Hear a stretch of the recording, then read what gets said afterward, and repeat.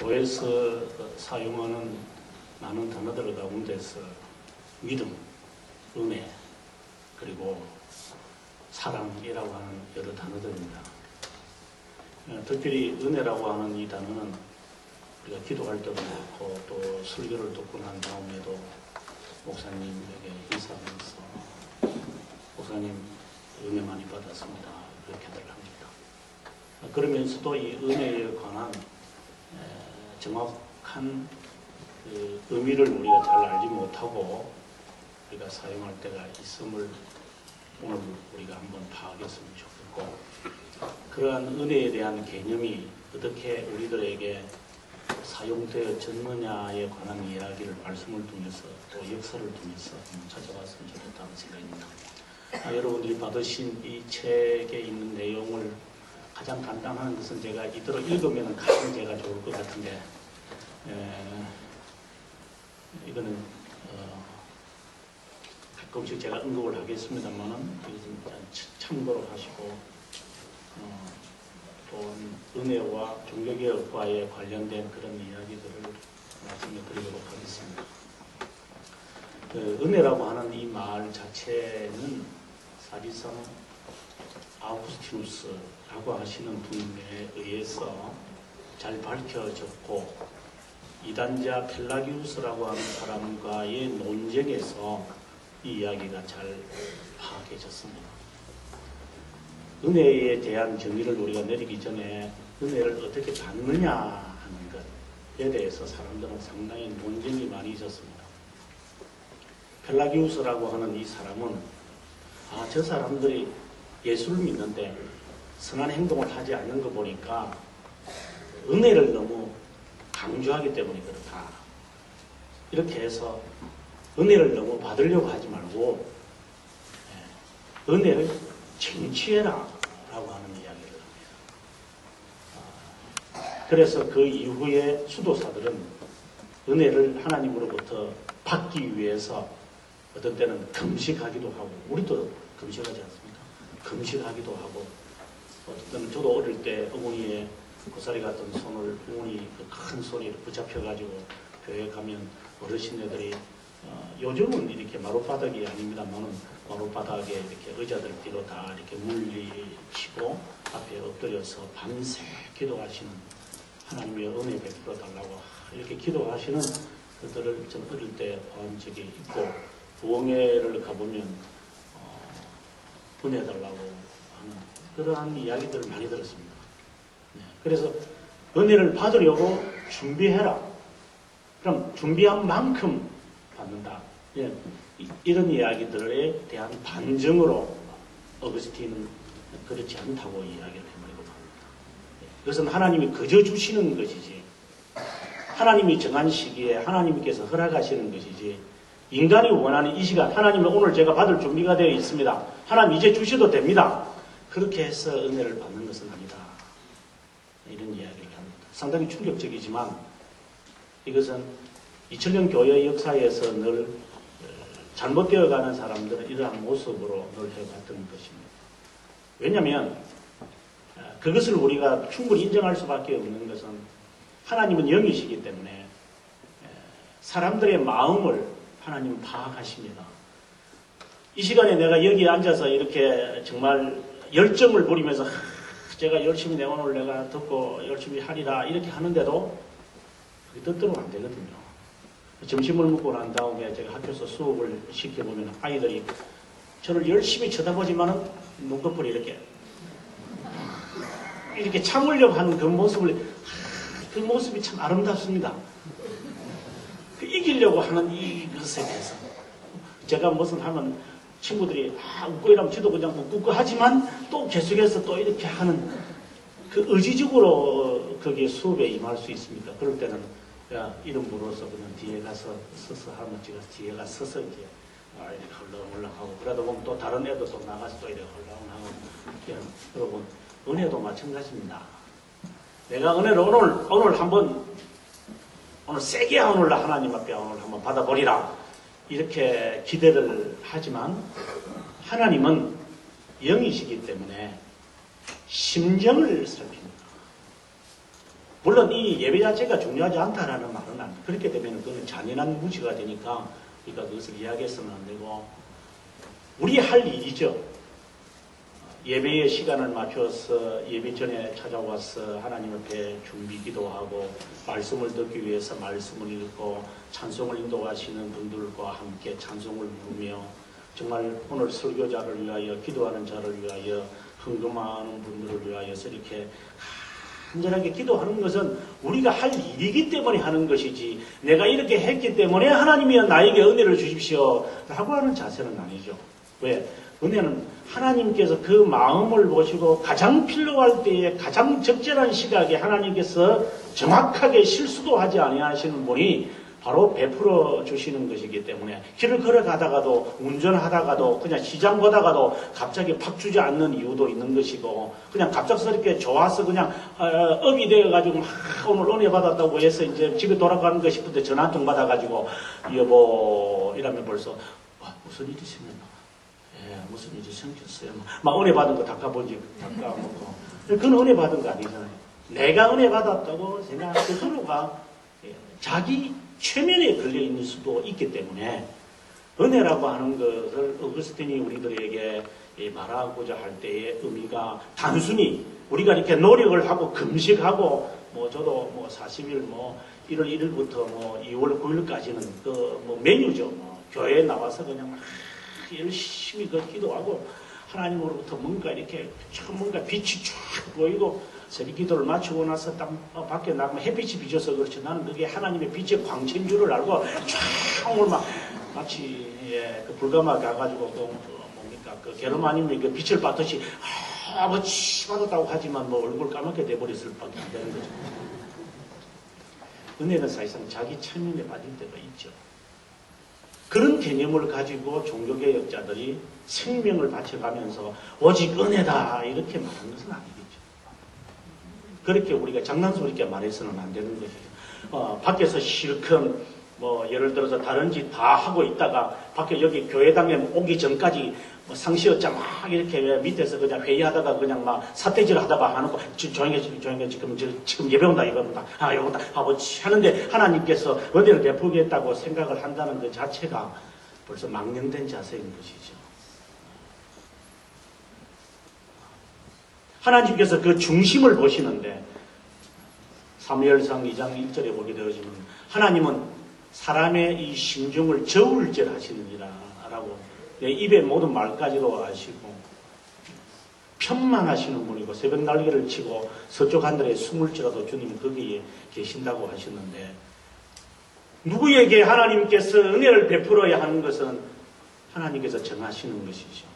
겸손한 자에게 은혜를 교만한 자에게 뺏어서 겸손한 자에게 하나님이 주신다는데 우리가 얼마나 겸손해야지 하나님의 그 은혜를 충만하게 받는 것인가 라는 것을 깊게 생각하지 않을 수 없지 않겠습니까?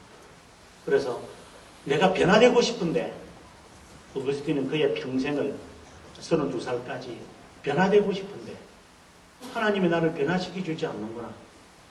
어떤 때는 가슴을 치면서 언제까지 너가 그렇게 지연할 거냐? 언제까지 너가 그렇게 하나님의 은혜만 그렇게 바라고 있을 것이냐? 내일이다 내일 아마 내일은 잘 되겠지 이런 식으로 너가 살아가지 않느냐라고 하며 자신을 그렇게 채찍질하면서 하나님의 말씀을 봐도 하나님 앞에 드러나는 이 죄밖에 드러나지 않기 때문에 늘 힘들어했던 것이 어거스틴의 고민이었는데 어느 날 갑자기 여러분께서 잘 아다시피 어린아이들이 밖에서 놀고 있으면서 자기들이 그냥 이렇게 노는 놀이였는데 텔레레게라고 하는 그 말을 들으면서 갑작스럽게 저 말이 하나님께서 지금 나에게 하시는 말씀이 아닌가 싶어서 뛰어가서 펴놓았던 성경을 텔레 들어서 레게 읽어라 라틴어입니다만은 들어서 읽어라 라고 해서 그 말씀을 읽는 순간 로마서 13장에 있는 말씀을 너는 낮에와 같이 옷을 단장히 하라고 방탕하지 말라고 하는 그 말씀을 그가 읽는 순간 그는 온몸이 완전히 스코처럼 스탑이 되어버린 거죠. 딱 스탑해버린 거죠. 하나님, 저는 더 이상 미련을 두지 않겠습니다. 저는 이제 돌아갔습니다. 하고 그의 인생을 완전히 바꾸게 되어지면서 정말 은혜란 수동적인 것이지 내가 갈구한다고 해서 얻어지는 것도 아니고 내가 이만큼 준비했다고 해서 하나님이 주시는 것도 아니고 하나님께서 그냥 무상적으로 누구에게나 언제든지 하나님께서 베풀어 주시는 것이구나.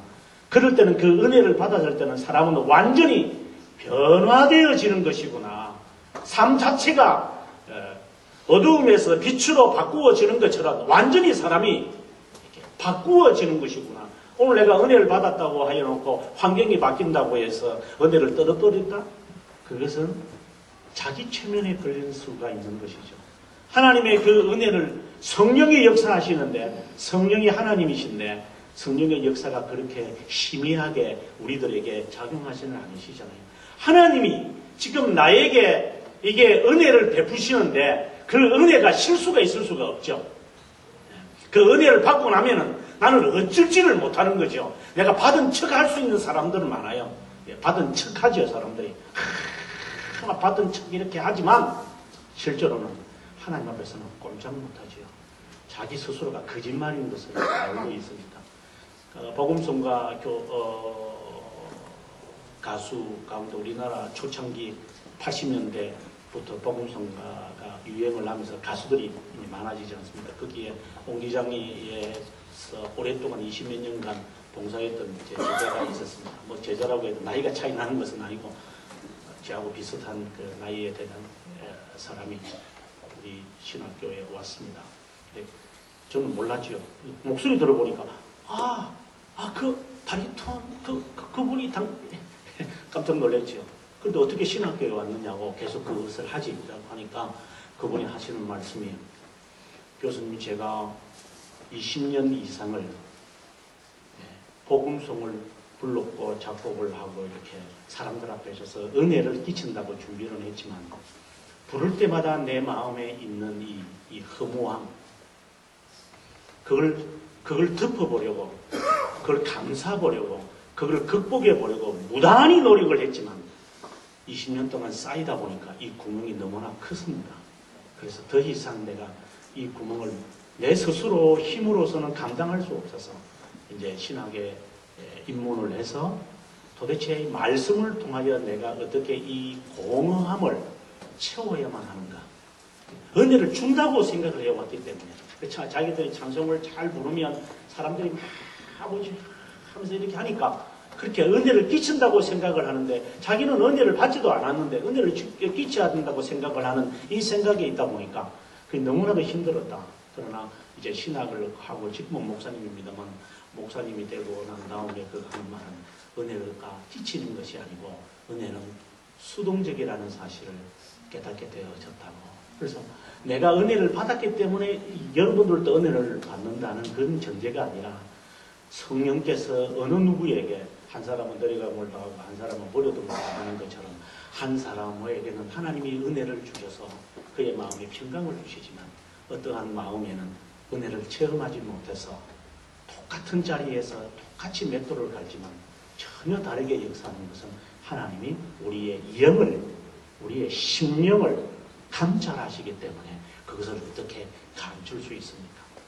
저도 부교육자 생활을 오랫동안 해왔습니다만 부교육자 생활을 하면서 늘 마음에 이렇게 힘들었던 것 가운데 하나가 항상 그런 것은 아니었습니다만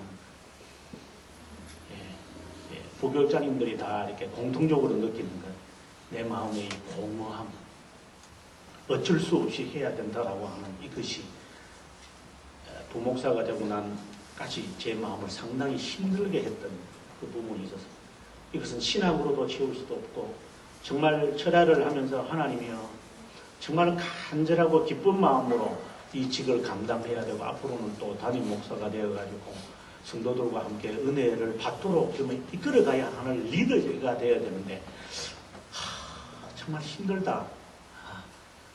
마치 설교하기가 바쁘고 모르겠는데 요즘 젊은 부목사님들은 안 그런지 모르겠는데 저는 그랬던 겁니다. 설교하기 바쁘고 돌아서면 또 해야 되고 그래서 어떤 때는 번아웃이 되기도 하고 어떤 때는 짜증이 나고 그래서 조금 일주일간 휴가를 내고 기도원에 가서 기도하기도 해봤지만 계속해서 이렇게 적자가 마치 예산의 적자가 되어지는 것을 이것을 어떻게 채워야만 하는가 하는 그런 것에 대해서 상당히 힘들어했죠. 이러한 힘듦은 나에게 저 같은 사람은 아무것도 아닙니다만 나 같은 사람에게만 있는 것이 아니라 교회 역사 속에서 늘 이러한 고민을 해온 사람들이 많았습니다. 이것을 채우기 위해서 많은 사람들은 여러 가지 방편들을 준비해서 그 무리 속에 뜨거운 물 속에 들어가면은 내가 뜨거워진 것 같고 어떤 때는 은혜를 받기 위해서 오살이나 포천이나 이런 데 가서 정말 밤새도록 기도하는 사람 그 속에 있으면 나도 그냥 막 다다다다다다 하는 것 같고 그래서 거기서 좀 은혜를 받아서 좀 나오면 그냥 금세 꼭 냄비 신앙처럼 싹 식어가지고 내가 언제 은혜를 받았나라고 하는 그러한 것이 반복되어지면 사람은 이제 힘든 거죠.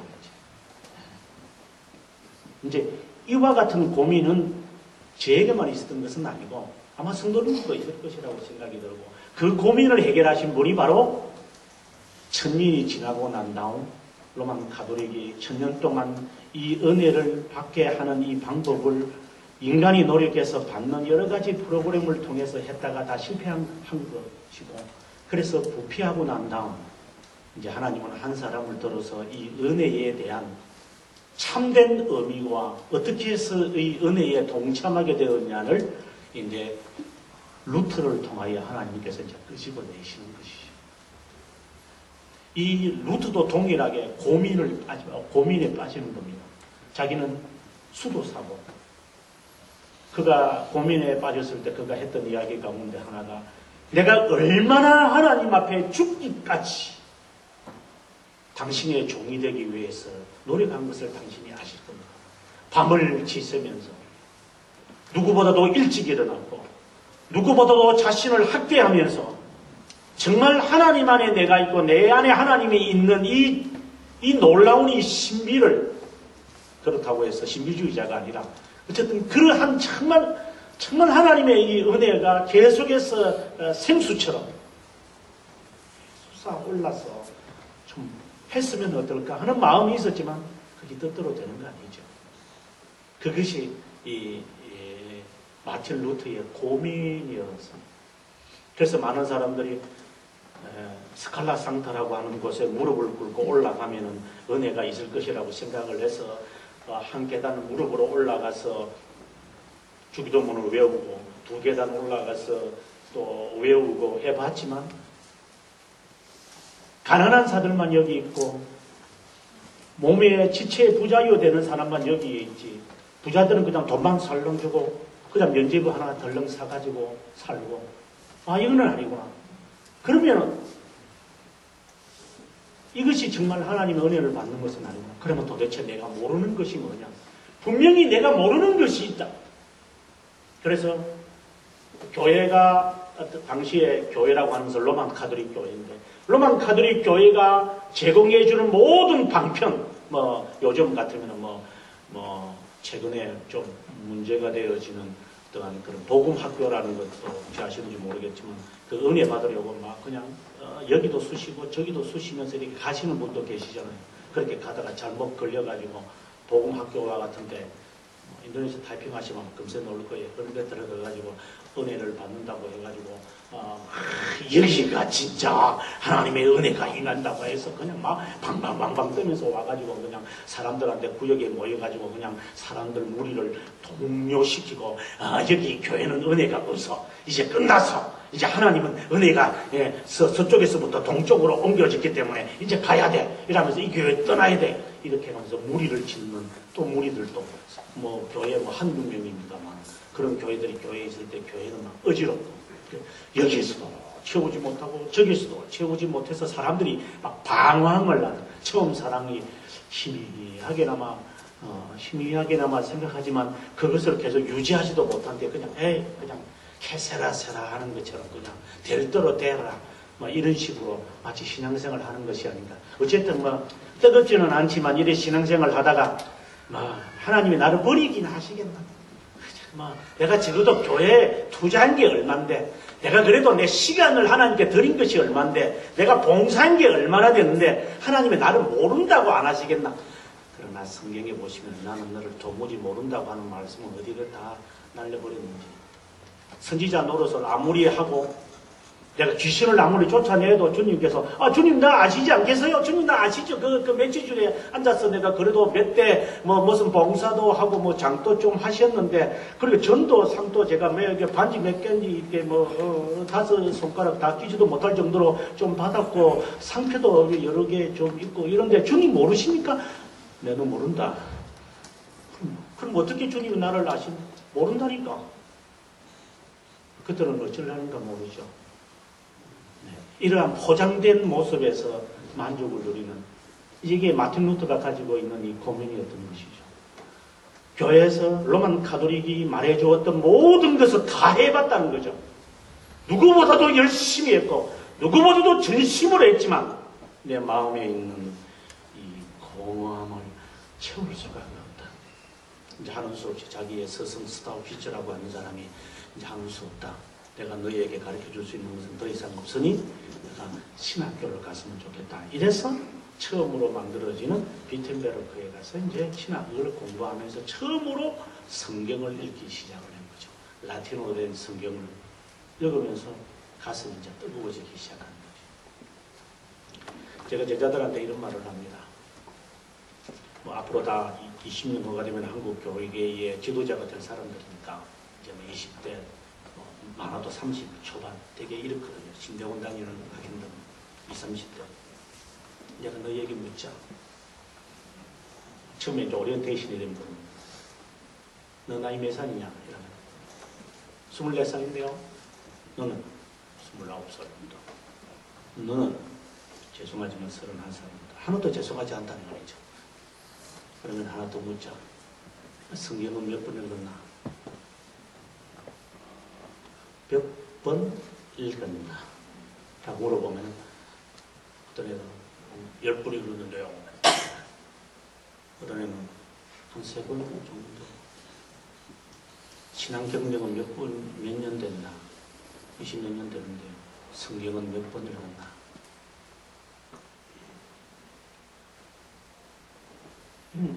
이건 아주 쉽게 질문해서 답을 얻기가 쉽지 않습니다. 제가 여러분들에게도 동일하게 질문하면 아마 선뜻 자기 자신의 나이만큼, 자신의 신앙 경력만큼 성경을 읽은 것을 말할 수 있는 분이 그렇게 많지는 않거든요. 아니, 그렇게 뭘 그리 중요할 거예요? 성경을 많이 읽을 거예요? 예, 그런 거리가 중요한 것은 아닙니다. 성령은, 은혜는 말씀을 통하여 역사하기 때문에 말씀 없이 다른 데서 아무리 해본들 말씀 없이 성령이 역사한다는 것은 귀신일 수도 있거든요. 사단도 성령을 천사처럼 가장해서 우리들에게 역사합니다. 그래서 이것이 사탄의 역인지 악령인지 하나님이 주신 역인지 너희들이 점검해야 한다고. 거짓 영을 받는 사람이 한두 명이 아니거든요. 이단자들을 보십시오. 수만 명이 모이고 수십만 명이 모이는 저 이단자들 보십시오. 악령에 이렇게 접붙임이 안 되면은 어떻게 이단으로 정죄를 받았는데도 사람들이, 그 멀쩡한 사람들이 그 지체가 좋은 사람들이 그렇게 어여쁘게 생긴 그런 분들이 어떻게 거기에 갈 수 있을까요? 그게 어디에 사로잡히지 않으면 마치 저기 자기 재산 다 팔아가지고 노름하는 사람들처럼 주름 잡는다니까 저는 실제로 주름 잡는 줄 알았더니만 그런 데 가서 주름을 잡는 것처럼 하는 사람들이 있지는 않아요. 이게 멀쩡한 사람들이지만 성령이 역사하시는지 아니면 악령이 역사하는지도 모르고 그냥 받고 나니까 이게 말씀을 잊어버리는 거예요. 그래서 말씀이 몇 번 읽었느냐는 중요하진 않지만 그만큼 사모하는 것이 나에게 있느냐, 정말 나에게 사모하는 것이 있느냐, 그것을 이제 물어보는 것이죠. 마틴 루터가 비로소 라틴어로 되는 성경을 비텐베르크에 왔어야 그가 비로소 깨달았어요. 성경에 답을 찾기 시작합니다. 성경에 답이 있다는 사실을 알게 되어집니다.